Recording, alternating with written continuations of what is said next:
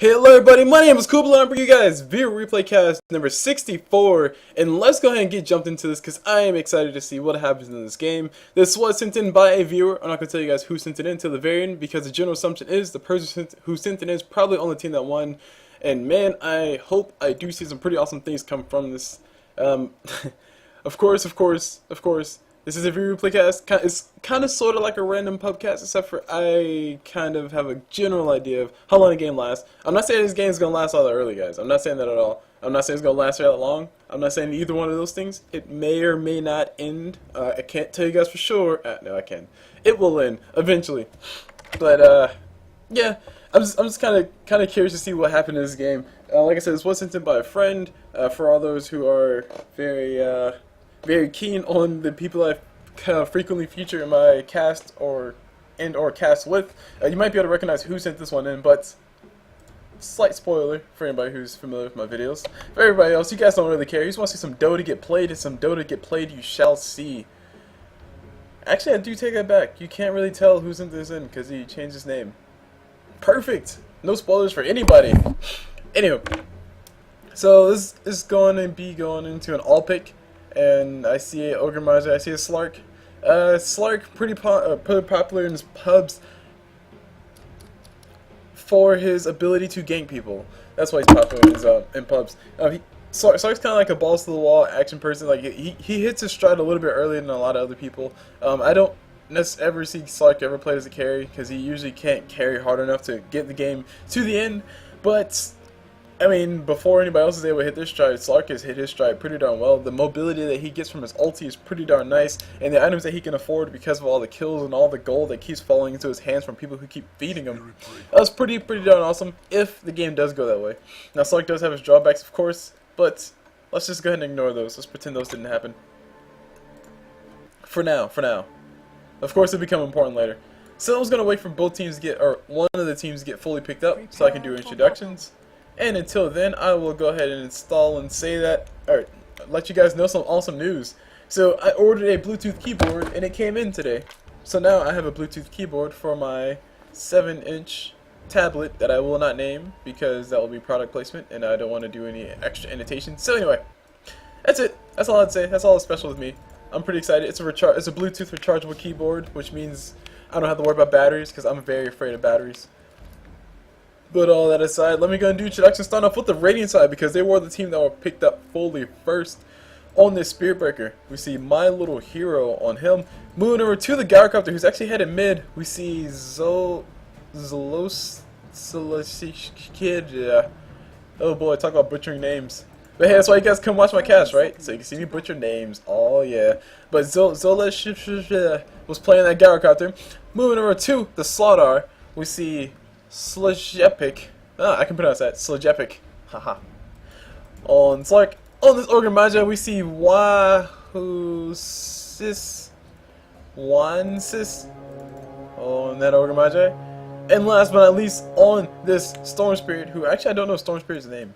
I'm kind of sad. I need to go look that up. On the Storm Spirit, we see Intio on Storm. And that rounds up the whole entire Radiant side. Let me get out your way and let me bring out the last incident eyes. And on the side of course, the Dire. Starting off on this Slark, we see Just God. So he's obviously related to him in some way, shape, or form. On this Warlock, we see Morsi, or Mors, on Warlock. And moving over to the top lane, on this Omniknight, we see Russian name number 1. Because I can't pronounce that, but that definitely looks Russian to me. I'm starting to be able to pick it out, guys. I'm getting a little bit better at this. And on this Luna, we see Russian name number 2, but it actually looks like it spells something in English. It looks like it says Nathan. Okay, Russian name number 2. Yep, Russian name number 2. So that ends all the callouts. So as far as the lane matchups go, you guys can obviously see this top one: Slark and Spearbreaker versus the Omniknight Luna. This is a kind of a touchy lane. Luna can die pretty darn easy between Slark and Spearbreaker. But if Omniknight does get a little bit smart and put some early points inside Repel, he just might be able to save a life. The only thing I fear though is that Omniknight has such a long cast time on his Repel that he might not be able to cast Repel on Luna before all the damage is already done. which is basically a stun plus the damage coming from Spirit Breaker. And Spirit Breaker's charge, you can't stop that bash because it does go through magic immunity. Moving over mid, Warlock versus Gryocopter. Gryocopter getting a few free pop shots on top of Warlock, but Warlock should be fine. He has enough regen. He has actually no, he's playing support. This is actually a little bit concerning. Gryocopter should have the better of this lane, nonetheless. But he's playing with Warlock playing the more supportive role. That basically puts him at a slight disadvantage as far as items go for because Gryocopter has Gyro has a poor man shield or stealth shield. Stealth shield I would not recommend at all on a ranged person. It blocks 10 damage, which is not a lot, especially when you consider the creeps hit for 21, so you can block a little bit of a creep damage, but not enough to justify the cost of it. It just pretty much takes up a slot, and Gryocopter could have easily spent that gold on a bracer instead, or maybe more regen, so he can be a little bit more aggressive on top of Warlock. But anywho, what I was trying to say is that Warlock should be fine, because he can just heal himself if he needs to. Gryocopter, he's going to have a little bit better advantage because he does have that flight cannon, just free harassment on top of Warlock, but he does have to be considered because that's only like three attacks for that extra range. Moving on down bottom, we got an Ogre Magi plus Storm Spirit versus a lone Slark. Because Slark's like, yo bro, I got this, and Slark should be able to easily collect levels. I don't know if he'll be able to actually go for a kill, because one stun from Ogre Magi and then a Vortex coming from Storm Spirit, that might end the life of Slark a little bit faster than he wants it to end. So that's the matchup going there, and of course in the jungle we got Batrider, and he's doing some nice stacks. He has a Flame Break level 1 or Firefly level 1, sorry, already picked up, and he's already used it to get a few levels here. But he's trying to get some stacks going. This is what you should do. Well, not should do. This is how you should play it if you're gonna be playing a jungle bat. You should be trying to stack as many camps as you can over here because they'll basically keep killing themselves on the fire. As you can see them, they're continuously running back into the fire. Through the fire and the flames, they give back gold. That kind of fits the thing. I don't know. So let me go ahead and change something real fast because I know I have to adjust a few things. I need to do that. Oh, missed first blood. Oh dear God. Cool Blue missed first blood down bottom. Slark went down bottom. Stunned from Ogre Magi, followed by Vortex and Storm Spirit. Like I said, if Slark does get caught with those two things, he'll pretty much be dead. And he did leap already, so looks like he leapt. Ogre Magi got the stun, and Vortex came out from Storm Spirit. And that pretty much ended the life of Slark. Put it on fast. And because this is a replay, well, no. I was going to say because this is a replay, I'm going to go back and let you guys see the first blood, but, I mean, you guys already know what happened. I just explained it to you guys, and that should be more than enough. I do apologize for missing the first blood, though. That's kind of bad, but I was doing stuff. Gosh. See settings. I want to go to audio. I'll turn this up. Nah, turn down a little bit. Okay. Audio settings should be set into a more appreciable level, and I need to turn my mic volume up just a slight bit. I say slight bit and it goes to 100. There we go. So my audio settings I had to work on because it was a little bit concerning. However, I had everything set wrong. So capture, no, okay, cool. Everything's set. Alright, cool. Everything's all set. Alright guys, I'm just paranoid. We saw rotations coming from Gryocopter up top. Nothing happened as a result of it. So he's going to go ahead and go back mid and continue farming. Looks like the lane was shoved though. So he did shove the lane before he left. Really, I think he's doing that by virtue of just using flat cannon so much.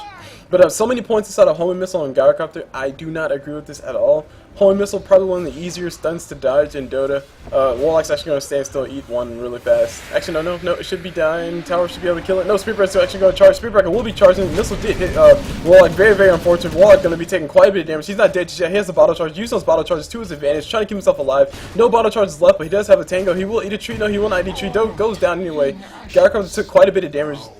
Got rid of aggro before he took too much damage, and Spirit Breaker received aggro, but Warlock almost able to survive. If he would not, if this first stun would not have gone through, he would have definitely survived and might have got a kill on Gryocopter. Because keep in mind, Gryocopter's missile did 200 and something damage, which, I mean, as I was saying, is probably not the thing you want to put a lot of points into. It helped Gryocopter get the kill when he put a lot of points into it. So Gryocopter obviously knows a little bit more than I do. Meanwhile, down bottom, we got Slark getting pulled, and he's taking quite a bit of damage. He will be going down. Death Pack plus another right click coming up for Ogre Magi equals a dead fish in the water. Speaking of fish in the water, up top we have Slark all by his lonesome. His ally in the Spirit Breaker did leave to rotate mid, and he's actually charging up top. That should be a level 1 charge coming from Spear Breaker with 2 points in bash, so it's going to be doing a decent amount of damage. Omniknight does have repel, so he can use it if he needs to, but it won't be able to really help out too much. It's a little bit too late. Luna's going to be getting pulled in, and Omniknight trying to do a little bit of body blocking. He does have the point inside the dungeon, or a really nice thing for him to go for, and this will force these guys to back on up. So Omniknight playing his role really good. Russian number 1 doing an extremely good job to make sure his ally stays alive. Luna needs to be really careful because Spear Breaker does have another charge up his sleeve as of now. Meanwhile, mid, we see Gryocopter getting himself a few items, going for those phase boots type things. Might be seeing phase boots jump. Spear Breaker charge on top. He's going on top of Luna. Gonna go ahead and run away while he can. And yeah, these guys are solid up top. I will say these guys are solid up top on the dire side. Luna and Omniknight doing a really good job staying safe and making sure that they're not getting picked off or getting caught out in a bad spot. Meanwhile, down bottom, Slark has not been having the best of times. He's died all of 2 times, and I think Bat has died all of 1 time, or Warlock has died all of 1 time. Speaking of Batrider, he is not level 6, he's on level 1, wow. So many stacks though. If he does kill the stack, it will be a whole bunch of XP going towards his way. Invis room picked up on Warlock. Warlock is level 6, so he can drop the rock if he needs to drop on top of Gryocopter's head for the kill. Looks like they're not going to go for it. Slark's going to go ahead and rotate top, and he's going to try to go for a kill on these guys. This will be a really hard thing for Slark to kill. The stun coming out from Sladar, a bash coming out from Spear Breaker charge. That could be a lot of CC of Slark that he doesn't want. Anyway, Sladar going to pop his Q, let these guys kill a little bit faster. Stun coming out from Slark, able to keep his ally alive for a little bit longer, but Slark does fall in the process. Slark kills Sladar. Sladar does fall in the process. And that's the end of all that, so yeah. Okay, I guess Slark doing a little bit better than I was expecting, but anyway. My point earlier was just basically Slark is going to be have a little bit of difficulty trying to keep all these stuns from coming onto him. Anyway, Spear Breaker going to be getting pulled or leashed by the Slark, and he does go down pretty darn easy, and Sladar did TP in to the backside, try to help his ally out, but he was not there fast enough. And now everybody's going to be running away. The whole entire dire side in full retreat while the creep wave runs in. Speaking of full retreat, we got Warlock. Actually, looks like he picked himself up a kill. Or maybe he just shoot off the Gryocopter. Gryocopter is back in his base, so he did take quite a bit of damage. The rocket was dropped and the tower did go down. This tower is going to go ahead and kill a few, or take a few tower shots for free. Give a little bit of gold to Gryocopter. Just let him make it feel a little bit better for being on the lane. And the gold does go to nobody. So while we have a slight bit of time of peace right now, I'm going to follow Spear Breaker because I think he will be the next one to start a fight. Oh yeah, Spear Breaker's going to go ahead and start charging down bottom. I think he found himself... Yeah, he found somebody in his jungle. Who is that? That is a Slark, and Slark knows he's in trouble. He knows he's been spotted out. He doesn't have his passive right now. He needs to go ahead and pop his ult so he can try to run away. He will pop his ult. Spear Breaker not level 6 yet, but if he was, I think Slark might have died. Slark's going to be able to make it out safely though. But it's also something I never considered though. Spear Breaker versus Slark, man, that's pretty sexy stuff. Going both ways. First of all, if Spear Breaker charges Slark, then he gets vision of Slark and Slark can't run. But if Slark death packs, I think, I'm not absolutely sure, but I think he gets rid of charge from Spear Breaker. So it's kind of like a toss up between both of them. It'll definitely play a factor in late game. It'll just test to see if Slark is actually paying attention to his move speed whenever he's running around. Speaking of move speed, does Batrider have Trenko Boots? Yes, he does, guys. And he is level 2, getting so much XP coming up from these creeps. If all of them just die already, it's only level Firefly level 1 though. Spear Breaker actually charging down bottom. I don't know where he's charging for, but he's charging for something. Meanwhile, we see Gryocopter the double damage up on top of him. He found himself a Slark in the jungle. Slark does throw the leash, and Luna throws the ulti. That's a dead Gryocopter. The deadest Gryocopter I've ever seen. Just by virtue of damage that Luna, well, hold on, we see Warlock down bottom. Warlock does go down. He's trying to run away. His rock did not get dropped. He needed a whole nother 10 seconds to drop it. It's kind of like dubstep, you know. It's like takes 10 seconds for the beat to drop. Maybe 20 if it's a good song. Crappy songs like 10 seconds. Sorry guys, I've been listening to quite a bit of dubstep as of recent. I don't know. I just ventured from music to music. One day is country, the next day is dubstep. Country dubstep. Oh yeah, Taylor Swift dubstep edition. Let's do it. Anywho, you guys didn't hear me say that. Taking a look at the items, I don't think I took a good look at the items. As far as the items go, Omniknight has all he really wants, which is just arcane boots, because those things are expensive as a support. but he's doing a really good job playing his supportive role. He has not died. He's got an assist actually. When Luna did get the kill on top of Gryocopter top. Meanwhile, we see Spiritbreaker going straight up for that Mask of Madness, trying to go for the deeps as fast as possible. Mask of Madness is really good early game. Late game, let's go ahead and sell and get a Hyperstone. Just go ahead and build yourself AC. Why not? Let's call it a day. Storm Spirit looks like he's going for either Lincoln Sphere or Bloodstone. Highly likely a Bloodstone. I don't know why I said Lincoln Sphere, honestly. But anyway, Spiritbreaker is charging an Omniknight. Omniknight, if he does know about it, he can throw out his Dungeon Aura. They do have observer wards, so they are able to see it. They don't know who's charging who though. I think Omni is able to pull, or yeah, he's going to pull him back towards the tower. Spiritbreaker does cancel charge, and that's going to be the end of it. But everybody on the dire side is up here. Ulti from Warlock, ulti from Spiritbreaker throwing on Warlock. If Warlock can get his ulti up, he'll be fine. He throws his ulti up. He doesn't really care what happens. Omniknight throws his ulti to help him out as well. Warlock's going to be able to make it out alive. Spiritbreaker goes down, and Sladar trying to run away while he can't. Dungeon Aura is actually going to be slowing him down, and we got a body block coming out from Slark. Slark just trying to make sure Sladar can't go anywhere, and Slark does get the kill on top of Sladar. Triple kill for him. A lot of gold going his way. A lot of well-deserved gold, and beautiful ult coming out from Warlock. Beautiful ult coming out from Omniknight, and just good reaction. Good enough reaction coming out from the Dire. The Radiant was just trying to kill Warlock before he threw the rock, because as soon as he threw the rock, the fight turned. And this is why it's always a scary thing to fight up against a Warlock sometimes, because just in the blink of an eye, he can just throw his ult, and then that 1 second stun means all the difference in the world, and all that damage as well, when it comes to starting a team fight. Anyway, Spiritbreaker charges on top of Omniknight. Spiritbreaker ulti is on cooldown. Slark does throw out the leash on top of Spiritbreaker. Spiritbreaker is going to be taking quite a bit of damage. Slark is going to be running away. Throws his ulti just so he can make sure he can stay alive. Sladar does throw out the stun, and Luna throws the ulti as well. She does go down, and we got the missile from Gryocopter chasing a Slark. And Slark should be fine. Slark should be fine. No, he gets clouded up, so he can't get any more reach, and he can't get more move speed. He's going to leap away. That's the last bit of mana that he had left, and we got everybody else still in full retreat. Gryocopter coming down. He's going to try to go for the kill. Underneath, his Dungeon Aura did run out. He's going to be taking quite a bit of damage. A lot of right-click damage coming off of Sladar. Sladar's going to go ahead and throw out the right-clicks and kill him anyway, and Warlock throws out the last word. No, curse of silence. Crap. Shadow word, which should be killing Sladar because he has that sprint activated.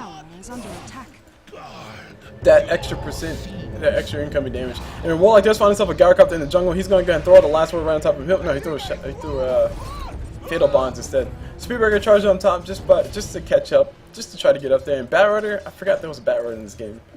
But Bat not really hitting the lick of the stick just yet.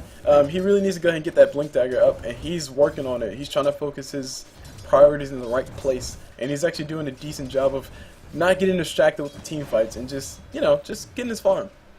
And as I say that, I realize that Batrider is on the Dire side, which the Dire side is doing really well relative to the Radiant, who have seemingly just been charging him blindly. Both figuratively and literally. Spiritbreaker and also everybody else. Speaking of charging him blind, Spiritbreaker is going to charge us out with Batrider. Batrider is going to pop that Firefly. His ult, he's going to eat an ult from Spiritbreaker. He should be going down. That's a lot of damage coming his way, and he had not a lot of HP to survive it. So that's going to delay his Blink Dagger, even though he wasn't involved in all this stuff. And now we got everybody on the Dire side just running out as fast as possible. Warlock, he's actually got clouded up, and he's actually getting chased by Storm Spirit. Storm Spirit is going to go ahead and throw a slow, and it's going to be the end of all. That's going to be the end of all of that. But at this stage of the game, though, I do expect to see Sladar starting to go for some bigger items, some more DPS-based items, I guess. Power Charge is a really good item for Sladar to have, which is what he has. Also, wait, hold on, we see engagement happen on top of who is this? I can't tell. It's the Storm Spirit. Storm Spirit is going to be going down. No, Omniknight's going to be going down. Sorry. Omni does go down. Sadly, Spiritbreaker, he took quite a bit of damage whenever he was doing whatever he was doing. But he does have a Mask of Madness, so he's pretty happy about that.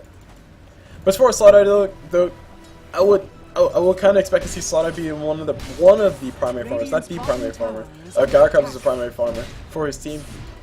But I do kind of expect to see Sladar start to go for like some more, you know, DPS type items, because he wants to eventually get to the stage where he can permabash somebody or just punch him hard enough. Punch them hard enough and fast enough that they just die. Warlock ulti does fly, nobody really here to follow up, it just flew just by itself. Maybe if he'll wait maybe 10 more seconds, or maybe even 4 more seconds, he might have had a really good engagement on his hands, because Luna was here, and also we had a TP from the side. I think, yeah, Omniknight's now here. So, yeah, a little bit of rush on that. Speaking of things that are getting rushed, we see a Mask of Madness. No, never mind. Alright, bad segue, guys, bad segue. Sorry to disappoint you guys, but I'm bad at segues sometimes. Sentry Ward was placed mid by the Radiant so they can scout out the Slark when the fight does happen mid, because they do expect to see it happen there. And looking at, let's go and take a quick gander at the gold graph. The gold graph does show us in favor of the Dire by about 2,000, which is essentially 2 towers, and they have all of 1 tower, actually 0 towers. No, they have 1 tower in their favor. So 1,000 of that gold is just what team fights and hero kills. Keep that in mind. And the reason why I say 1,000 is because you get 200 gold per person on the team whenever a tower does go down, if it's not denied. And it wasn't denied, so that goes down. Anyway, Slark does eat a whole bunch of damage. Desperate Appearance gets used by Sladar. These guys want to go all in for the kill on top of this Slark. Slark does go down, and Luna's got herself a kill on top of Sladar. Now Spearbreaker's on the run. Spearbreaker's going to be getting caught around the corner. He's gonna be saved by the Storm Spirit, who actually threw out a nice little ability just to keep his ally alive. But I don't foresee Storm Spirit making us one alive. Luna does have a haste ring, so she was using it to try to stay alive a little bit longer. Ogre Magi comes around the corner, throws out stun on top of Luna. Luna's going to be eating a whole bunch of damage. There's a multicast coming up from Ogre Magi. A lot of damage coming on top of Luna. Spearbreaker charging on the backside. He's going to catch himself on Omniknight. Omniknight throws out the ulti just preemptively, just to make sure he doesn't take any more damage. He dodges a few right clicks coming from Spearbreaker, but not a lot. He's getting Bad City to death, and he just might be able to throw a heal. He does throw a heal on top of Luna, make sure she stays alive. He won't be able to make it this one alive though. But Luna should make it alive. I hope she does. She does have power to it. She does move as fast as crap, and these guys cannot pursue anymore. And that is the end of everything. So Omni, at the end of the day, saved his ally's life and helped his team. Well, actually no, I don't think they got a kill in that one. I thought they got a Gyro, but they didn't get a Gyro. They got no kills in that one. Omni the only one going down, making the best out of a bad situation. I think Slark died as well. I don't know, these names are confusing me now. I was going to say Sladar, but yeah, hold on, let's see. What does it say? So Spearbreaker killed Slark, and Omniknight killed Sladar, and Storm Spirit killed Omniknight. Okay, so a few deaths getting traded back and forth. I think this is either all that happened just all that happened just now, because that tower that's when the tower went down. So yeah, so 3 kills happened. These guys were, wow, really? GG, well played. I don't know when that GG call was thrown out. But the score is tied up 10-10 on both sides. It's pretty much an even game. The goal graphs are probably converging towards 0 as we speak. And as soon as I say that, no, it's not. Once this tower goes down, it should be getting closer to 0 though. The Dire do have a lead. XP graph. As I always say about the XP graph is relatively irrelevant, because the longer and longer the game goes on, the closer and closer it converges to 0. But it's still a really good indicator of where everybody is at the current point in time.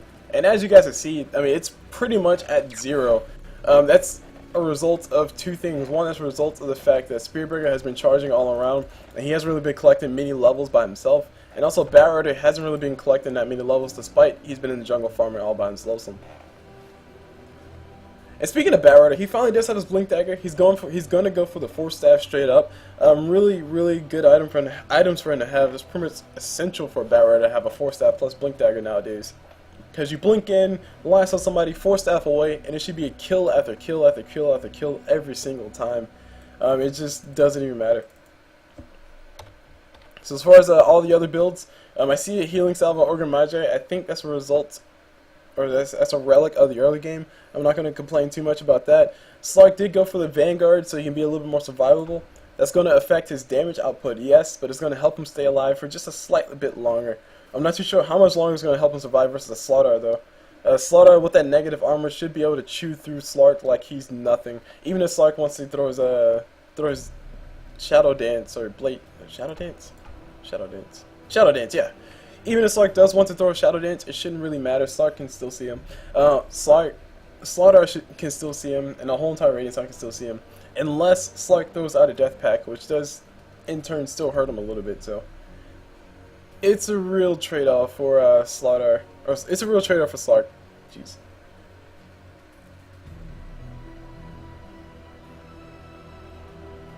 Moving on to other important items, Storm Spirit almost has a Bloodstone. He's extremely close to that Bloodstone, about 500 gold away from that, and he'll be having himself a nice, beautiful Bloodstone early on, and it'll be a decently timed Bloodstone.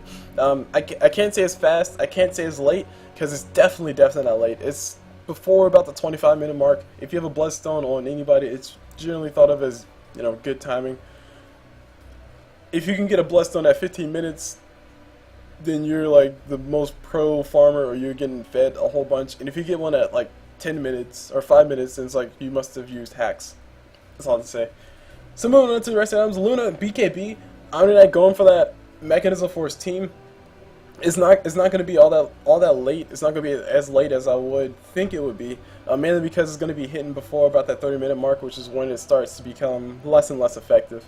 That's when people start getting to the bigger items. That's when people start preparing for the later game, as opposed to the mid game. But mechanism really good in the mid game because that's usually when you have the big team fight. It's kind of close, and if your side does win, then you can pop that mechanism and keep pushing and just be fine, while everybody else on the radiant side or other side is trying to recuperate and come back alive. So we got Sladar running away from the whole entire Dire side. Just Dire squad, just like, yo, bro, you ain't gonna cross this river. I dare you to. And these guys aren't crossing that river. Oh, there he creeps. The creeps broke the pact. And the peace has been broken, as Spearbreaker would say. Meanwhile, on top, Storm Spirit getting himself some much needed TLC, tender loving creeps, and trying to get close and close to that Bloodstone. Ogre Magi has himself an Urn of Shadows. He almost has an Urn of Shadows. But he does need to go ahead and pick up at least the boots, so he can be a little bit more mobile and be able to catch up to the people that he's trying to stun. Ogre Magi stun is going to be not necessarily detrimental. Actually, no, it will be. It's going to be detrimental to all these team fights happening properly. Warlock's going to be getting chain stunned, by the way. We got Spearbreaker charging it. Ogre Magi's coming around the backside. Oh, Sladar's coming from the backside. There's a stun coming from one way, stun coming from the other way, and then we got the ulti from Spearbreaker. Nope, no ulti needed. Warlock just instantly melts, and this is what makes Spearbreaker so powerful. If you're all by yourself farming, Spearbreaker will find you. He will kill you every single time. Well, he will come close to killing you. At least come close to killing you every single time. Unless you just have backup everywhere. So Warlock should have known a little bit better that he can't just necessarily be all out by himself farming. And as far as what Warlock's building for, I personally don't agree with it. Warlock is going for a straight up refresher orb, which, as far as popular builds for Warlock, especially in the pubs, or specifically in the pubs, you see Aghanosceptor rushes and you see Refresher Orb rushes from time to time. And honestly, I would say that both of those are bad. I would prefer to see some more mid-game focused items, such as a mechanism, or such as a pipe, or something to help him stay alive, something to give him stats. But the fact that he's going for Refresher Orb, I see it as even less effective than anything else. Anyway, Slark needs to go and throw a death pack. I'm not too sure why he's not throwing a death pack, but there we go. He throws a death pack. It does get rid of one, but it doesn't get rid of charge, and he's going to be taking quite a bit of damage. He gets hit with the stun. Just going to be going down. Easy kill is easy, and he's dead. Meanwhile, Storm Spirit, he's going to be zipping away. Make sure he can't go down. Batrider gets the ulti on top of Spearbreaker. Spearbreaker gets the ulti on top of Batrider as well. And we got a BKB getting popped by somebody. Luna's going to go all in. Warlock ulti, beautiful ulti on top of everybody on the side of the radiant side. A lot of damage going all the ways of the radiant side, but nobody's dead just yet. But Fatal Bonds is down on top of everybody. They need to be really careful. Batrider's going to be going out. No, not Batrider. Sorry, Gryocopter's going to be going out. Sladar just might be going out. Somebody keeps taking damage. Double kill goes towards Luna, and she just might be able to pick out somebody else if she can find anybody else. But these guys are delta splitting like bosses, and they will not be getting cut out. They will not be hampered. They will not be handled, and they're going to be gone. And Storm Spirit has his Bloodstone up. He needs to go ahead and diss some of those boots. Oh man, he's going to turn around and turn to that Golem. And also Warlock needs to be really careful about that. But if Storm Spirit does diss some of those Arcane Boots, he can build himself a Bloodstone now. I do see it frequently where people who are building Bloodstones that build Arcane Boots as well, they keep their Arcane Boots completed and then they build a Bloodstone afterwards. I don't like that at all. It's kind of it's not an efficient use of your gold. Just go ahead and diss some of those Arcane Boots, get yourself a Bloodstone, and then build yourself some Power Trades. Or yeah, Power Trades because it gives you some stats. So anyway, Storm Spirit zips all the way out of base. Just test and see how far he can go, and runs on back to base to get more mana. Strange stuff going on. Gryocopter is going for a Shadow Blade, which will be relatively late. It's a very slow Shadow Blade. He has died of all 4 times though. So this last Instant Denies graph has been up there the whole entire time. Let's go and take a look at it. Or let's go and take a gander at it. We see Slark is actually at the top, surprisingly. I honestly would think Storm Spirit would be up there, but he is actually in the 2nd spot, so he's not that far off. Batrider, he's actually 4th, and Luna's 3rd, so all around, not really much creep farming going on either side. A lot more hero kills have been going on, though. I can't say that much. Let's go and take a look at the hero levels. Sladar, really? Sladar's level 12. He's the highest level. Oh, wait, no, I see Slark. Slark found himself a Spirit Breaker. Spirit Breaker turned around through with the main charge, and he's going to go ahead and run away with that Mask of Madness intact. Batrider does get his ulti off on top of somebody. I didn't see who it was, but he got stunned up. Doesn't matter. He goes down. And Sladar's going to go ahead and, slither forward and try to go for a stun. He has no mana for a stun. He does have a stun up a few seconds. Warlock ulti is on cooldown. He needs a few more seconds. Will Sladar throw the stun? He should not throw the stun. He does not throw the stun. And there we go. We got the ulti for Omniknight. Can use on the backside. Trying to turn the fight. Two people on the side of the Radiant are going to be going down here very soon. And both the Gryocopter, Ogre, Magi. And now we got the Slark on the backside. Slark does go down. No, he does not go down. Wow. Where's Slark go? Slark just slithered on out of there. But 3 people in total died on the Radiant side versus the 2 people on the side of the Dire. And honestly, this is a beyond good trade for the Dire. Warlock's ult was on cooldown, so it didn't matter. And Batrider used his ulti before he died, so it doesn't matter. Well, it does matter that they died, but it doesn't matter relative to what the Radiant lost. The Radiant lost the Gryocopter again, so that's going to delay his Shadow Blade even more. They lost the Storm Spirit, that's going to delay his Bloodstone that he's not completing. And it's also going to delay, or Ogre Magi went down, so it's not really important. And with team fight happening while I'm talking about all this, we got Omniknight finally going down. He had no ulti to save his life, and he's going to be gone. Meanwhile, Slark is going to find himself a Sladar on the back. And Sladar is going to say, hey bro, come back here, I traveled a long way to kill you. And he can't catch him. Too much HP. Shrug face.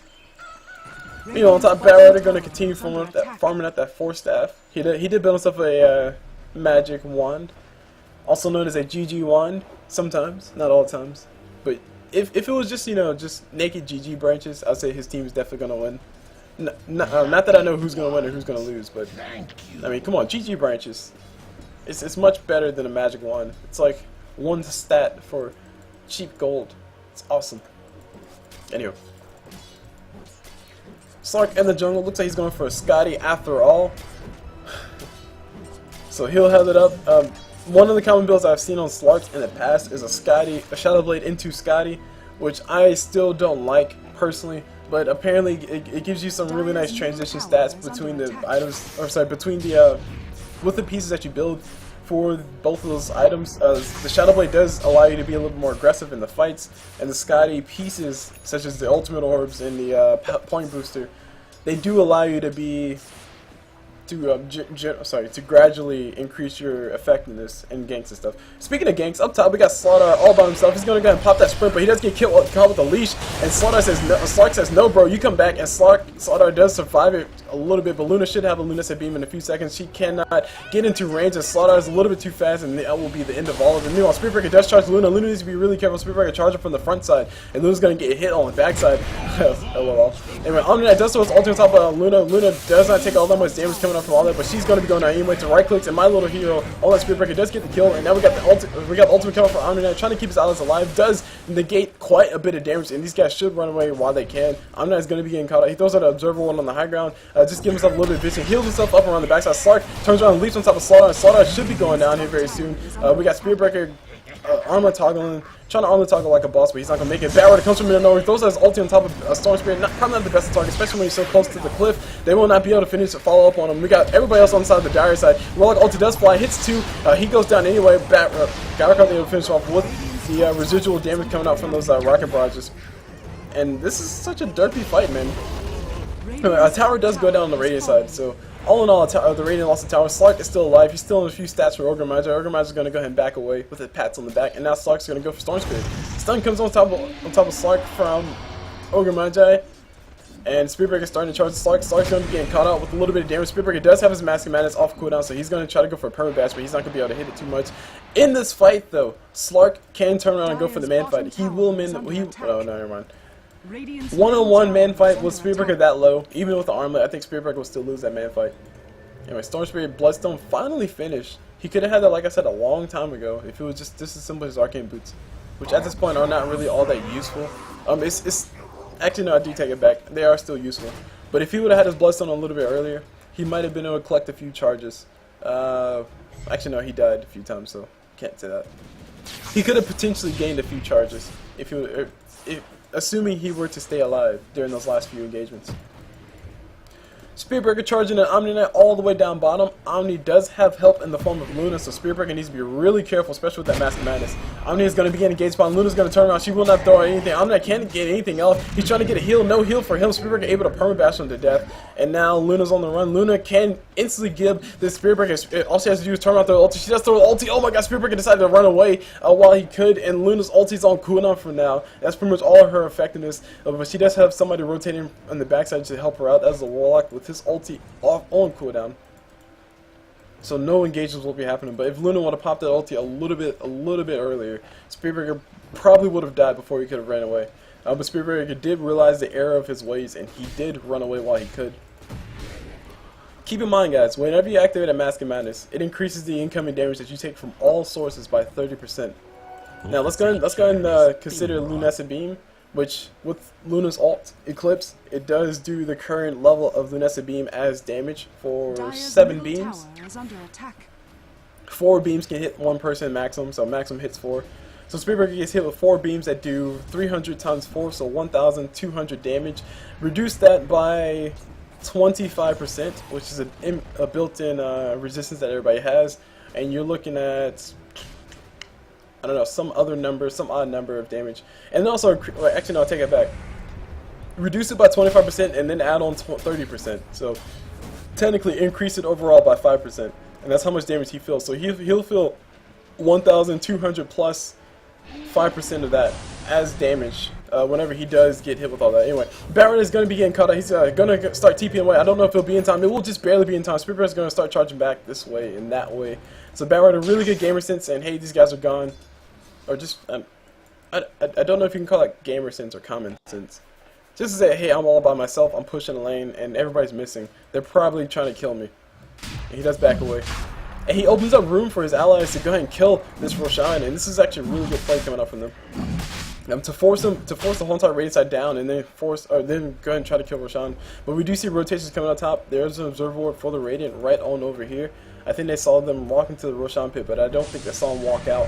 So Sladar's going to go and charge in, try to go for anything. He doesn't see anybody. He's going to start killing Roshan himself, because he can. He's Sladar, why not?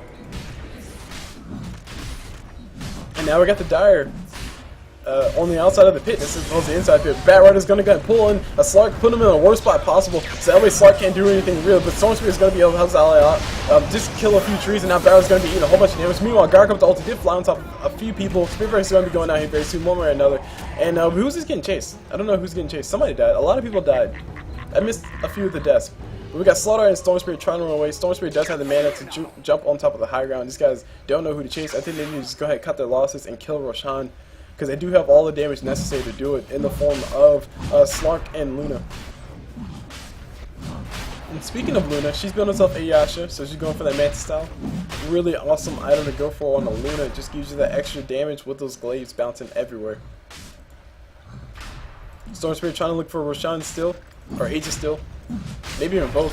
And he's actually going to get leashed on the outside. Tries to zip in. He catches really nothing. Roshan's not low enough for him to actually kill him. Nobody has any vision of him, but he's going to be taking quite a bit of damage. And he's going to zip on down, trying to go for the kill on top of Roshan before these guys do get it. Just trying to be as big of a nuisance as possible. He won't be able to get it. If he does zip in again, he will be going down. Roshan does go down. Aegis does go to Luna, and now Swarmster is going to come in and see nothing and then run away. He's going for Orcus. Meanwhile, Batrider gets himself an ulti on top of Sladar. Sladar's going to be eating a whole bunch of damage. Slark did miss his leash though, so Sladar should be able to run away. And we got Death Pack getting used by Slark. Slark is going to be moving as fast as possible. He does get hit with the visibility coming out from Slark. Coming out from Sladar, and Sladar does get hit with the leash, and these guys are just going back and forth. Slark versus Sladar. Who's going to win the fight? Of course, Sladar does. Of course, Slark does, because he has a better backup. And geez, how many times can I mix up the names, guys? I swear. Slowly but surely, Slark is building himself a Scotty, and once he has it up, he'll be pretty darn happy. As far as the rest of the items, Batrider has himself a Blink Dagger Force Staff. Nothing's just changed too much on him. Slark, like I said, he's going for that Scotty, what we expect to see him go for. Warlock actually gonna be going for a... Okay, I take it back. He's going for Aghanim Scepter, not a Refresher. I'm sorry, guys. I apologize. But the Quarterstaff, in my honest opinion, is really useless on Warlock. Warlock does have a really nice attack animation, but unless you're going for a straight-up carry Warlock, it's better to go for those utility items, such as a mechanism or a pipe. In this instance, a pipe would be much better, because Omniknight already does have that mechanism built up on him. And speaking of Omniknight, He has himself a mechanism and a arcane boot, so very basic items. He's probably been buying all the wars for his team. I wouldn't be surprised if that was the case. On this Luna, we see a BKB, and she's also going into her damage with the form of a Yasha.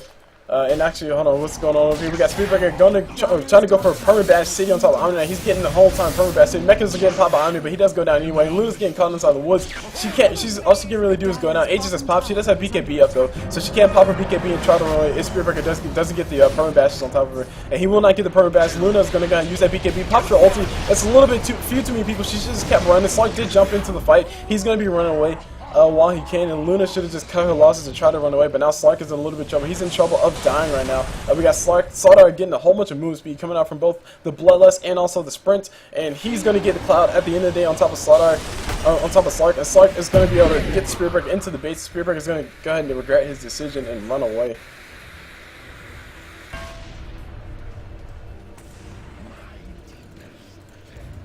Dire's middle tower is under attack.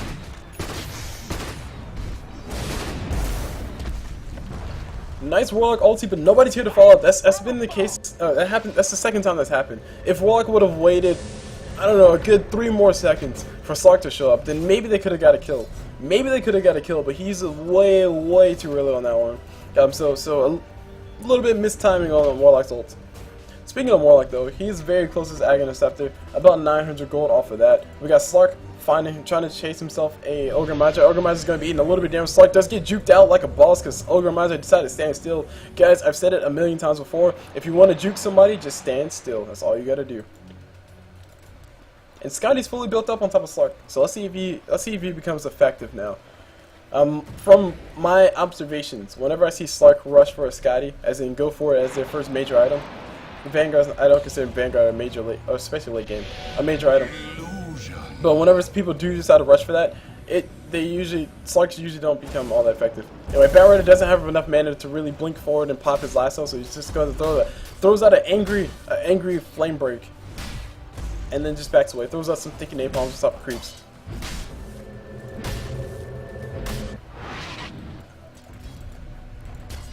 Yes, Spearbreaker, fast as you can.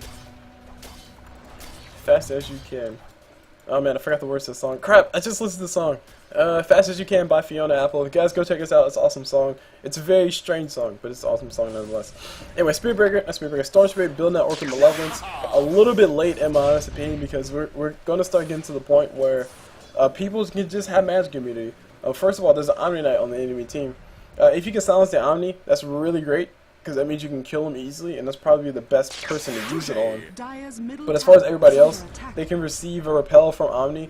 Luna has a BKB of her own, so you can't really silence her too much. You probably won't want to silence her to begin with. So it's kind of difficult to determine who you should actually use it on. Anyway, Shadowblade on Gryocopter able to save his life for now. And Speedbreaker did charge mid. He's going to try to go all in on top of Omni. Omni's going to go ahead and throw out the repel. And he does have his ulti available, so he can't use it if he needs to. And that fight instantly turned on top of Speedbreaker. He was suddenly surrounded by 4 people on the side of the Dire, and that's because he had nobody on his side following up. You know, watching his back. Nobody had his back. He was all by himself. Up the creek without a paddle, guys. That's what he was. And another thing I was going to say about Storm Spirit too is that he has 12 Bloodstone charges, which is nice. He's only died once this entire game, so yeah, like I said, if he would have had a Bloodstone a little bit earlier, like this is some of those arcane boots, and finished up that Bloodstone, he just might have had a whole bunch of Bloodstone charges. Anyway, ulti getting thrown down by Gryocopter, and everybody's taking a lot of damage. Ulti coming from Warlock, it does catch 3, and now that the Ogre Master is going to be on the backside, he's trying to run away. Omniknight, beautiful time on that ulti. These guys are immediately going to be regretting decisions, trying to run away. Storm Spirit zoops out, he dodges a few auto attacks, and then he'll be able to make it out alive with his life intact. And now we got the fight going to continue. No, these guys cannot really push in just yet. No creeps are available, and the creeps are coming.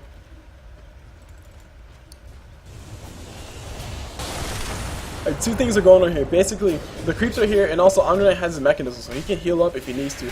I think in this game it'll be especially useful for Slark for Sladar to have himself a blink dagger. Instead of having Storm Spirit zip in all suicide, YOLO hashtag 360, YOLO hashtag 360, no scope, 180 no scope. No, whatever. Anyway, I messed it up. Anyway, Luna does go down. Easy peasy, easy kills easy. She does go down. Storm Spirit is going to get lasted up by Batrider. He does go down. And now these guys will be focused on Gryocopter, who's actually invisible. Nobody has any detection. Gryocopter turns off, pops his BKB. He's going to try to go for full man mode on top of Batrider. Batrider is going to go ahead and get healed up by Omniknight. Throws out the flame break, and now Batrider needs to be a little bit careful. Batrider does blink in a little bit. Does blink away just in time, and the Sladar is getting pulled in. He's going to be going down. Dead Slark is dead. And Omniknight is going to go ahead and TP away while he can. No bashes for you. No bashes for you, bro. Sladar is sad. Sladar S sad. So looking at that gold graph, you can see that the Radiant are really lagging behind as far as all the gold goes. The towers do play a huge factor in this. The Radiant have only claimed 3 towers versus the Dire claiming 6 towers. 6 towers total, so if you do the math on that, hold on. 3, 2, 1, yeah. Yeah, that's 6. Because 1 and 2, 3s did go down. I didn't realize it went down, but it did go down. So if you do consider all that gold that's going towards the Dire versus all the gold that's coming towards the Radiant, as far as towers go, that's 3,000 extra gold for the Dire, and everything else is just hero kills plus Roshan. They also got Roshan. And that's essentially that's essentially another tower kill that you can factor in. So all in all, like as far as gold on the map though, the Dire do need to be a little bit careful, because if the Radiant are able to match up the towers exactly to the Dire, excuse me, then the gold graph will be a little bit closer than they expect to be, like maybe about 2,000. But having that Roshan definitely helping the team out. And also, let's take a look at the levels over there on the side, and we'll also take a look at XP graph first. XP graph still stands, as I said before, still relatively irrelevant, but the Radiant do have a better stick at the XP. That pretty much tells me that the Dire have been playing more 5-man Dota as opposed to turtling by yourself and just pushing the lanes back. Anyway, speaking of people playing 5-man Dota, the Radiant are starting to come in, trying to go see if they can pick anybody off, but no, too many people here for the Dire. 4 people here for the Dire. There's a Batrider in the corner. He's actually getting scouted out by some creeps. The creeps all up in the jungle trying to creep up on Batrider, and Batrider's actually stuck right now. And there we go. And now we got Speedbreaker actually charging down bottom. Who's this getting charged? This is a Luna getting charged. She needs to be really careful. She does have BKB, but I don't think she can really use it. She's going to start TPing. Now it's going to be way too late. She will be going down here. There's no way for her to make it alive. She's going to save that BKB charge. She pops it anyway. Ulti for Speedbreaker will be able to stop her. Sladar can get a permanent bash. There's 2 people with too much bash. She's going to die regardless. And also her BKB just ran out. She's actually, oh my gosh, Jukes left, Jukes right. Will she be able to make it? No, she has no TP. And here's a Gryocopter. Here's a Storm Spirit as well. She does finally go down. But that TP should have came a long time ago, especially when you're that valuable of a target. In this game, Luna is probably one of the most valuable targets on the side of the Dire. Batrider, yeah, he's valuable until he uses ulti. Omniknight, valuable until he uses ulti. Warlock, valuable until he uses his ulti. But Luna, she'll be valuable while she's alive the whole entire time, because she's the main source of damage next to Slark. And Speedbreaker charging on mid. Who's he going for? He's going for a wild Omniknight, and Omniknight actually TP'd up top. Speedbreaker's going to continue the charge because he can, and Omniknight is actually probably immediately grabbing. So he throws out the repel, and Speedbreaker ulti, no ulti just yet, but Omniknight's going to get perma bashed anyway.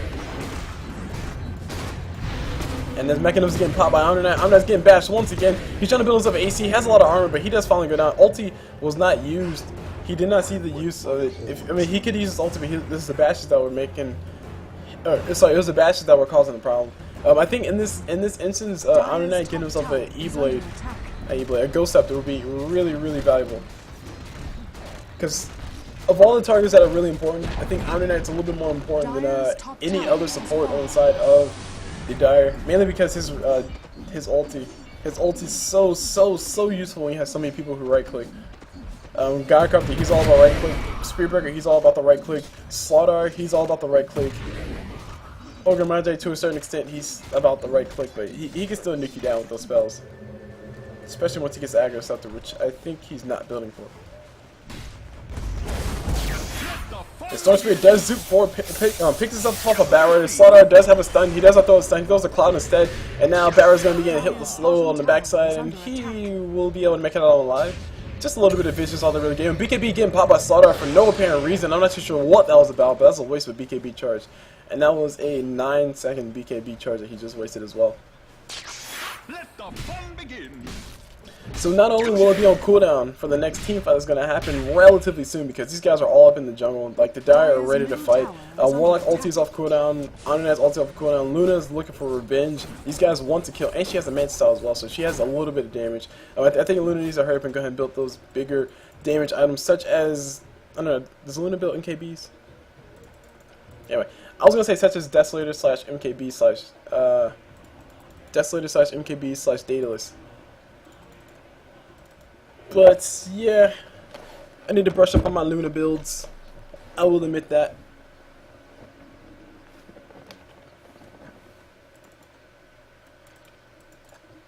Alright, so the pause did go through. These guys are going to be resuming, and while they're resuming, let me go and take a moment to throw a shout out to the Dota 2 Google Plus community that's out there. They have been really extremely supportive of all my casts and stuff, and I do throw mad shout outs to them as often as I possibly can because they're awesome. Anywho, we got Stormspear pulling in a Slark. Slark does get uses Deathpack. It does proc fast enough, but it's not enough. Too many people from the Dire side. Everybody on too many people from the Radiant side over here. Everybody on the side of the Radiant side playing 5-man Dota say, hey bro, we can do it too. And they're gonna go ahead and try to see if they can find anybody. Gryocopter scouting out with the Shadow Blade, and he won't be able to find nothing.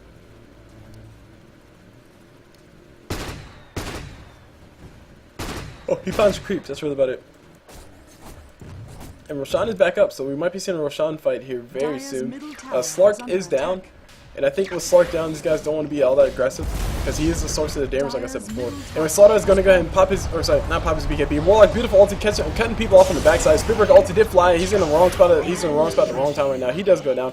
Stormspear does make it out alive, just barely. He's the only one. He's a sole survivor of the whole entire debacle. And Gryocopter's ulti actually getting thrown down. Not going to be really catching anybody. And Warlock has an Aghanim Scepter. So it's more, I think it's more damage on the drop, and it's also an extra gold, which each one do a less gold, or give him less gold when they killed.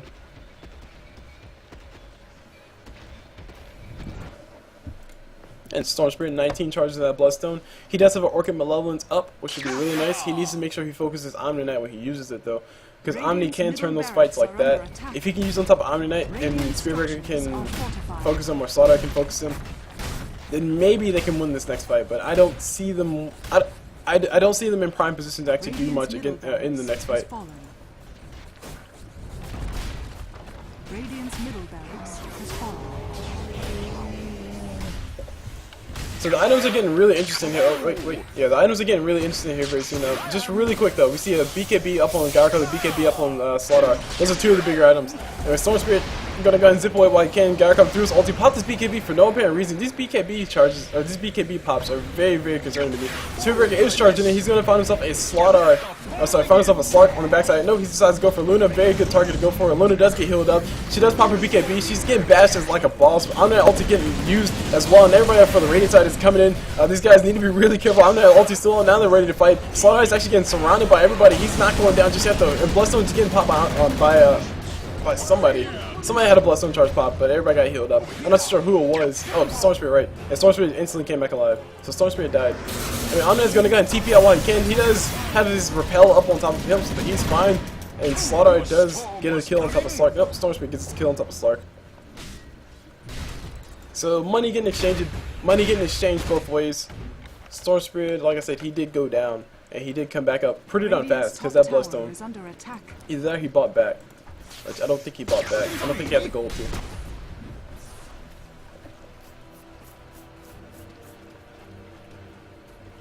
What's it? Each Bloodstone charge reduces your cooldown by 3 seconds? 4 seconds, okay, that's cool.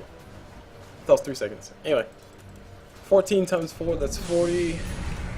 Plus 16, 56. Which is a significant amount of time. I didn't know it was that fast. I didn't know he died that early. Or maybe he didn't die and somebody just got hit. I don't know. Maybe somebody else's Bloodstone. Nope, nobody else's Bloodstone.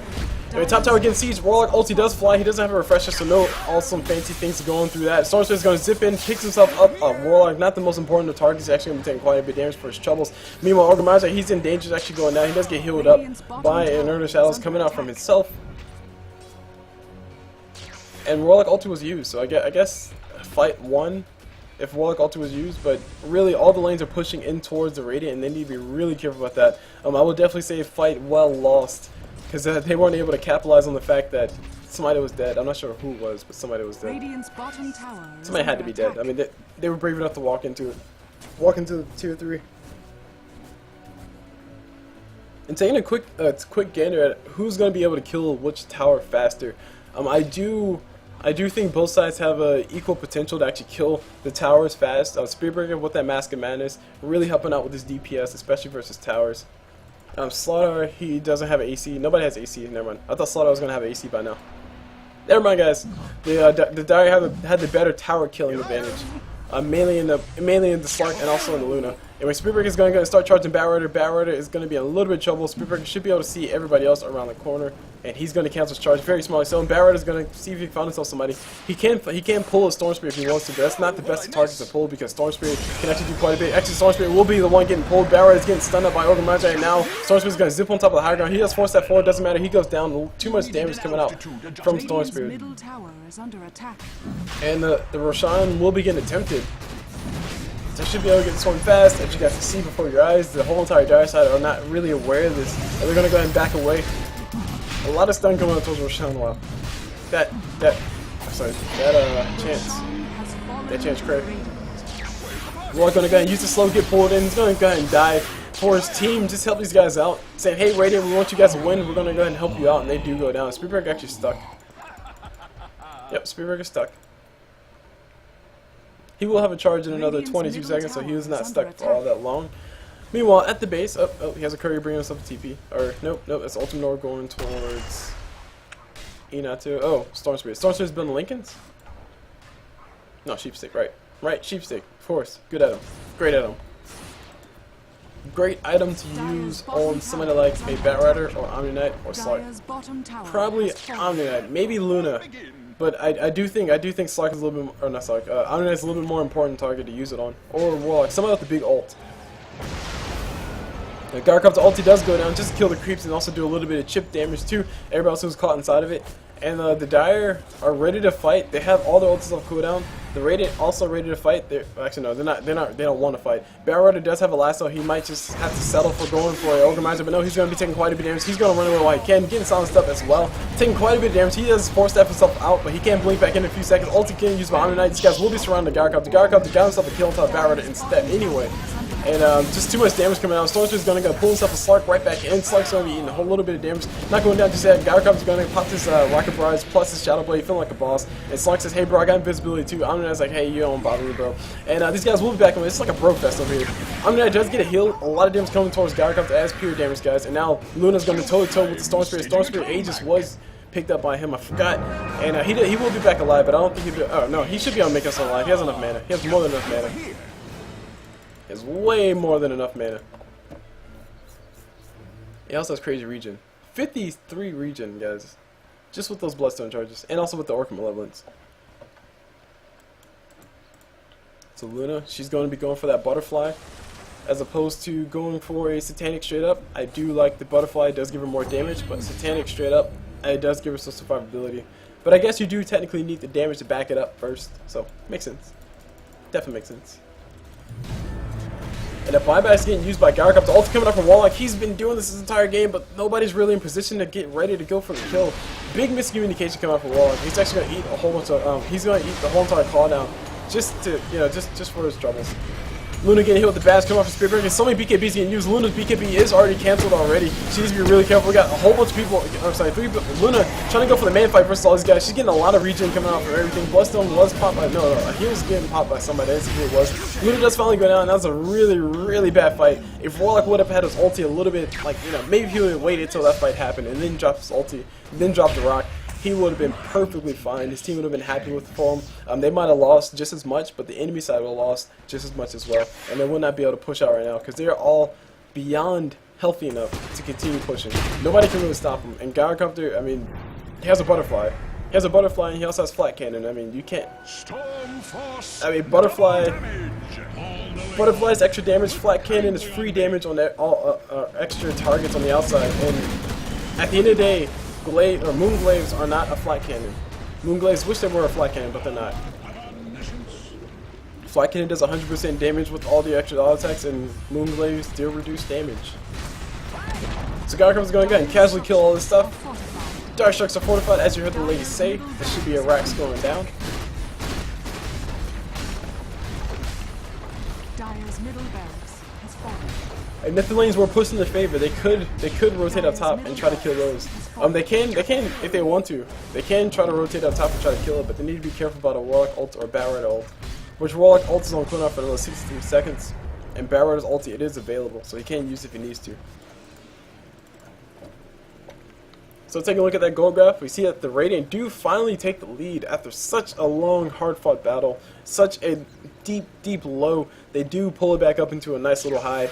That's mainly because of those 4 kills they got in base. It was somewhere at 0 before all that happened, but then as soon as those 4 kills happened in base, or happened in their base, they were just able to just take the lead crazily. Just take the lead and run away with it. Taking a look at the XP graph, it's heavily in favor of the Radiant. It was pretty much in favor of the Radiant this whole entire game. And it just goes to show you guys that like playing 5-man Dota does help you out. It does allow you to be a lot more aggressive, especially in the mid game. But I mean, once you start getting to the later game, the enemy team just have so many more levels than you. They have so much more gold than you. They have such better items than you that you can't really compete against them if they decide to 5-man Dota all of a sudden. Let's take a look at the items. Storm Spirit with that sheep stick, also with that Bloodstone, really nice items for him to have, and he's working on the Lincoln Sphere as well, so he's trying to get the craziest possible mana regeneration. And if you look at his mana regeneration, you see that it is at an astounding 67.5 mana regen per second. That is pretty much like he's standing in a fountain, guys. That's almost like he's standing in the fountain. Over here now. Moving to other impressive items, Sladar does have a heart. So a Heart of Tarash, really nice item for him to have. It just basically gives him that regen. I think now he needs to go ahead and start building an AC, especially now that he has all that HP that he needs to protect. Sladar doesn't have all that much HP. Sorry, I was about to say HP. He doesn't have all that much armor naturally, but as soon as I say that, he has 14 armor naturally. So Kubla doesn't know what he's talking about, guys. I'm drunk, leave me alone. He does have a lot of armor, but I would like to see an AC on him though. It'll just help him chew through everybody on the enemy side, especially Luna, because Luna does get a lot of armor naturally because she is agility. She does build agility type items for damage. Being able to have that -5, I think it's -5 or it's -10. Let's see, where are you? Yeah, -5. Being able to have that -5 armor just will allow his team to allow the Radiant to kill the Dire a little bit faster, just a little bit faster. And that's what Dota's all about, guys. Dota's all about getting that little bit of advantage to help push you over the edge so that you can just be better than your team. Or if you want to look at it from the perspective that I like, it's basically look at it from the perspective of I'm going to make less mistakes than you. That is a nice way to look at Dota, because it doesn't make you feel bad if you do badly, because everybody does badly. But if you make less mistakes than any team, then your team is bound to win. Bound, not guaranteed, but bound to win. Yeah, Ogre Magi built himself probably one of the smartest items I've seen built in this game so far. He's built himself a Hood of Defiance, which a Hood of Defiance is really good versus the Slark with his Death Pack, Omniknight with his heal, Luna with her ult plus her luminescent beams, and Batrider with his Firefly. So, and also once he gets the pipe fully completed, it'll help his team out immensely in these fights.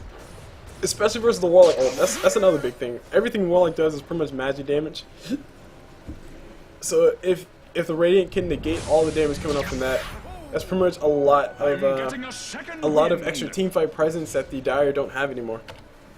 Storm Spirit does find himself a regen rune. He hasn't allowed himself to heal up his mana completely, so he will be able to zip in from across the map. He does take some damage though, so he will not be able to get the rest of the regen.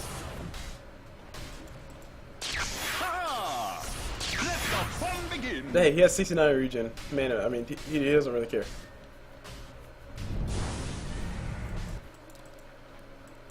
Slark is going for a butterfly of his own. He did build a little bit backwards. He's going for the Talisman of Evasion first, so it can be a little bit more survivable, as opposed to going for the Eagle Song to go for some extra damage and some faster stat stealing. So it really depends on the situation as to when you want to figure out which one you should go for first. I think Slark is really justified in his decision to go for the Talisman of Evasion before he finished up the Eagle Song. But now it doesn't really matter because he has a butterfly completed. So 35% evasion going his way. Feeling like a boss. He's pretty darn happy. And Ogre Magi, he almost has, well, not almost. He's still working on that pipe of insight. which is basically just hookah. So he's working on that hookah for his team to smoke up while they're fighting. That makes sense. And actually, guys, just take a step back from Dota. Just take a step back from like the Dota items and stats and stuff, and just think about it. How in the heck does Gryocopter use a butterfly and a shadow blade at the same time while he's shooting things? I never figured that out. Does he walk up to him and punch him while he's shooting? I mean, do they let him? Or I mean, and how do you use a BKB? I mean, do you just hold it and it makes you mad? I don't know. Anyway, Spirit Breaker is getting chased by some enemies. These guys are trying to catch up on top of Spirit Breaker. Spirit Breaker does bait him out. Nice bait coming up from him. Warlock ulti is not here just yet. I don't know where Warlock is, but he's really out of position. Omniknight ulti does fly. Does help his allies stay alive for a little bit longer. Luna ulti does fly as well, doing a lot of damage to Ogre Magi. He will be going out here very soon. Warlock does die on the backside. Nino will drop that ulti. Nino will drop that rock. That's going to be a big blunder for him. And Slark is going to go all. Sladar is going to go all in. Slark is trying to go all in as well. He's trying to go toe to toe with somebody. He's trying to go toe to toe with Gryocopter. And Luna's going to be taking quite a bit of damage. She's going to be going on negative armor, a little bit too OP. Gryocopter does go down, and Slark is trying to run away. Sladar trying to get a cloud, but Storm Spirit is going to zip in, try to see if he can catch him. He does get a vortex on top of Slark. There's going to be a lot of trouble. Slark is getting beat up, and he's getting surrounded. He's getting silenced up as well. That's a big thing that you don't want to see as a Slark. A Slark, he just might be able to make it out. No, taking quite a bit of damage. Throws out death pack as well. Gets rid of the cloud. He should be able to get a little bit more regen, and he just might be fine. He just might make it. He might make it. He throws out his shadow dance, and he throws out the death pack. Yes, he does make it at the end of the day. But man, talk about a really close way to die. Storm Spirit, Lincoln Spirit completed. He could have finished that up and walked onto the Dire's store and finished it and not endangered his courier, but okay, that works too. Have the courier bring it out to you.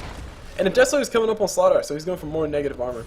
I still would like to see an AC on him now, though. An AC on Sladar would be really nice. Batrider does get a lasso on top, probably the worst possible person to use the lasso on, but he gets the lasso on top of Slark, and Slark does choose to use his BKB to run away. So I guess at the end of the day, he did force the last BKB charge out of Slark. Or out of Sladar. Jeez, these names. I swear. Why do you guys have so many names? Why you know be Sladar and Fish? I mean, come on. Or Fish and Slark. Because Slark is less like a fish than Sladar is. Or, Angler. Angler and, what is Slark? Angler and Gecko. Nah. Angler and Lizard. Yeah, Slark's like a lizard thing, is he? Wait, what is Slark? Is Slark like a... Is he supposed to be a tadpole? Oh, Slark is a frog. That makes sense, because he can leap. Yeah. Pounce. Right, Slark is a frog. It's official, guys. Slark is a frog. So we got frog over here, and we got anglerfish over there. Yep, that's totally what it is. That's totally what it is.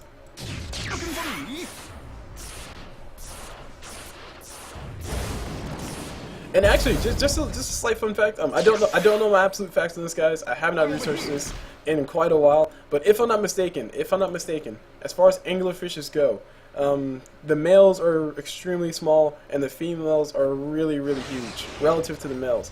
So technically, Sladar is a chick. Sladar is one ugly chick.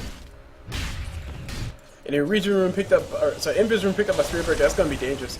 He could try to go for the ult on top of Sladar, but no, Sladar's actually gonna try to leap away. He does get hit with the vortex, and Spirit Breaker does charge him for the worst spot possible. Throws out ulti as well. Ulti not needed. They threw out everything. They threw everything, including the kitchen sink. But thankfully, the Dire do not want to push into him. The Dire do not want to engage right now, and the Dire really don't want to leave their base, which I do not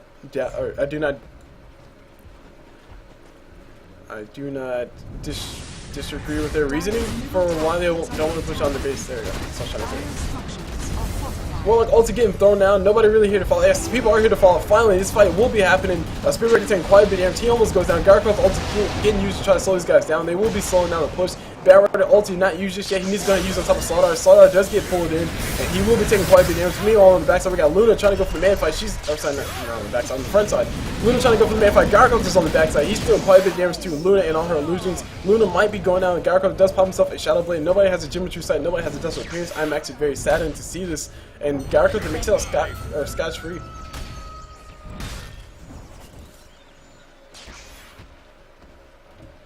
So this is what happens when Warlock uses ulti effectively. Basically, he can drop his ult, and his team can say, hey, Warlock dropped a good ult, let's go engage a fight, especially since they were fighting on their terms. I mean, it just basically it forced the Radiant to run away and go home, because the Radiant are in a really good position. The gold graph exponentially in their favor. The XP graph is starting to come back towards that 0 mark because nobody's really collecting levels on the side of the Dire, or sorry, on the side of the Radiant really, because I think everybody's level 25, getting close.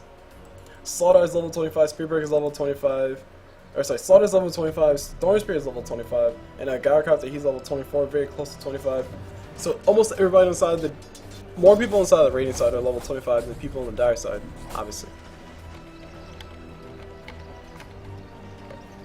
As far as the items go, what interesting things do we see? Well, that's a good question. I'm glad you asked it. Batrider is working on a sheep stick. Extremely useful item to have on both Spearbreaker and also the other one. And Luna's gonna go and pop a BKB. Very, very, very defensive play coming up from her. She felt she was being charged. She felt she was in danger, but really nobody was bothering her. It was already at 4 seconds, if I'm not mistaken. So she didn't really waste too much. It's already at its most useless. The BKB, that is. So she's gonna have to time that BKB very, very perfectly, or very well. I will say that.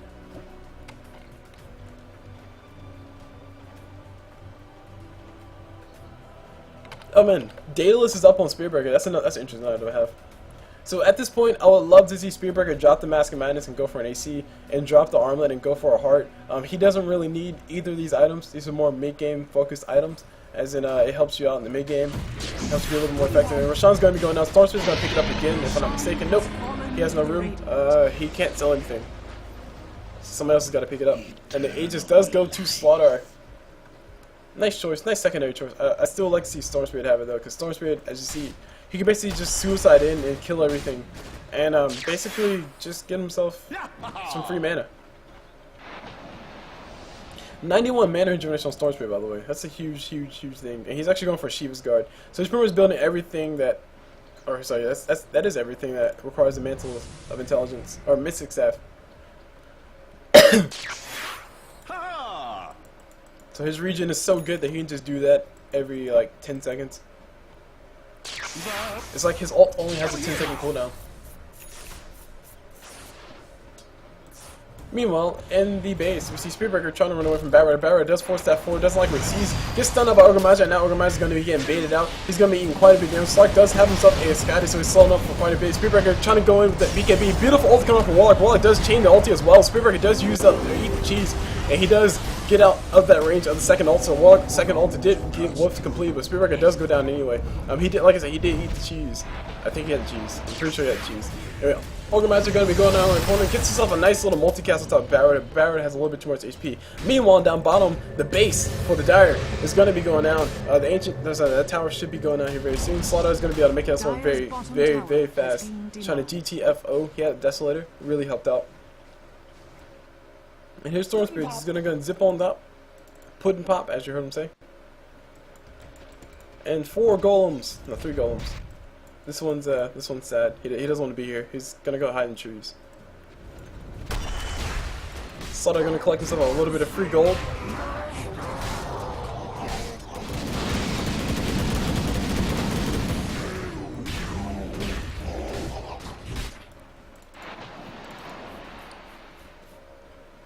Wait, that was actually a little strange. Each of those golems should have been worth 50 gold, but apparently they're worth 100. I think it might be because of eggs. I think with eggs they're worth more gold. Let's go and see.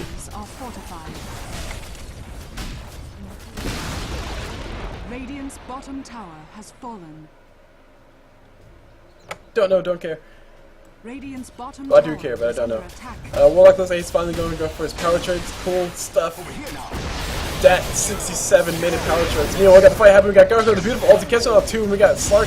Actually, we have Sladar. Excuse me, we got Slark and also Luna getting caught in the worst way possible. Spearbreaker trying to get some perfect bashes going on. Omniknight ulti not on cooldown, but he should be able to make out. No, he doesn't make out alive. Storm's got a little bit too much damage, and there's everybody that was charging and going to be going down. Warlock staying home at base. He's afraid to leave. GG getting thrown out by Slark. And I don't know if these guys are throwing in the towel, but it looks like these guys are throwing in the towel. And the Courier's bringing Warlock something pretty. At least I hope this Warlock. Yeah, no, it's Batrider. Batrider Sheepstick. which should be completed by the time he comes back alive, but I don't think he'll be able to use it. The Radiant should be able to push in and kill everything that's left. Warlock's the only person, like I said, left to defend, and he will have his ult up plus refresher in another 30 seconds time. I don't know if it'll be enough time. I don't know if he can stall for enough time for that to be up, and then allow his team to be up. But we got buyback from Luna, buyback for Omniknight. These guys, I would say they might have been able to do like a nice little cute timing thing where they can wait a little bit longer, wait till the Dire are fully committed, and then all buy back at once, and then try to go for a face rush to push him out. Start initiated with the Warlock ult, of course. But that's just me being a little bit picky about tactics. That's really all it is. Warlock ulti does fall and hits on top of 3, and there's the secondary ult, it does hit on top of 2 instead of just 3, and then we got a lot of damage getting done. Sheepstick used on top of Warlock, not the best to target, especially after he used his ult already. Spearberg ulti does spawn on top of a few people. I'm gonna have beautiful ulti on top from him, and now we got everybody taking a little bit of damage. We got Gryocopter getting pulled in by Batrider getting pulled in by Storm Spirit. Everybody's getting pulled in everywhere. Nobody's going anywhere. Meanwhile, Warlock golems are all over the place, and Storm Spirit's trying to run away, and Sladar is gonna go and focus his racks and kill it. Just one more hit is all he needs, and now the bottom racks is in danger. Sladar did pop himself a sprint, so he's gonna be taking a little bit extra damage, but not enough extra damage to kill him. And who's on the wrong side of the base? That is right, Storm Spirit. No, Storm Spirit's on the right side of the base. Storm Spirit zaps in, finds himself a Batrider, goes for the kill on top of him, and now he's going to be a little bit of trouble. No bash on top of Slark. So that means Storm Spirit should be able to make us all alive. And Storm Spirit does have enough mana to zip away if he needs to. He does zip to high ground, but he doesn't have a TP. He does have Shiva's Guard, though. And nobody can find him. Nobody can find him. Where did Storm go?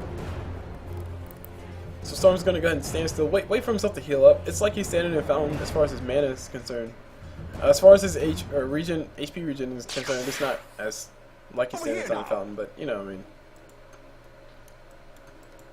And the courier is actually waiting over here. Somebody's getting a bloodstone as well. I think it's Ogre Magi. No. Somebody's getting a bloodstone. Is Storm Spirit building 2 bloodstones? What is this? There you go. 33 bloodstone charges on that Storm Spirit. Just show you guys how awesome that bloodstone is when you collect those kills and don't die all that often. And Sladar is zipping back in for some reason, not too sure what that was all about. Anyway, Storm Spirit is going to come from the front, doing quite a bit of damage. He just might be going out here very soon. No, got himself a kill on top of a Omniknight who was not able to do anything really. He's pretty much useless. And now we got Ogre Magi getting himself a kill, getting himself a stun on top of who was Sladar. Sladar does go down. Got himself a stun on top of somebody. Spearbreaker does charge on top of 2. Throws out the ulti on top of celebratory ulti on top of Slark after he was dead. And that should be the end. That should be the push. Because the Radiant really have all the advantage in the world. The Dire have nothing left. They have creeps pushing to the base in 2 lanes, and the mid lane is going to be pushing in with heroes and creeps very soon. And the DPS coming out from the Radiant is actually really high. The DPS from the Radiant is too darn high. And look, the Storm Spirit. Storm Spirit is going to go and come inside, try to kill Batrider. He will be able to get the kill on top of Bat. And Bat does go down. What was that Curry building that, Gryocopter? What? Okay, I'm confused. Why is Gryocopter building this on Bloodstone? I don't know, guys. I think Gryocopter's drunk. Anyway, that's going to be the end of all this madness that we've seen before our eyes. That was a really good game. Awesome things going back and forth. People died everywhere, and jeez, a lot of kills, a lot of deaths, and only 70 minutes and 47 seconds, guys. That's such a compact time, it's not even funny. I really do hope I record this whole entire thing, because I don't want to record this again. I've had that happen to me before in the past, where I've recorded a long game and forgot to hit the record button, and then had to re-record, because nobody heard me. That kind of reminds me of a Twitch chat, I think, where if you type in Twitch chat and you're all by yourself, it says nobody hears you. It's like, oh, thanks for making me feel lonely. Anywho, enough of me rambling, guys. I digress, because I am tired. This game was sent in, if I'm not mistaken, it was sent in by Intino, who is the Storm Spirit, who's actually Adjunct, I think. I'm pretty sure it's Adjunct. I'm not sure.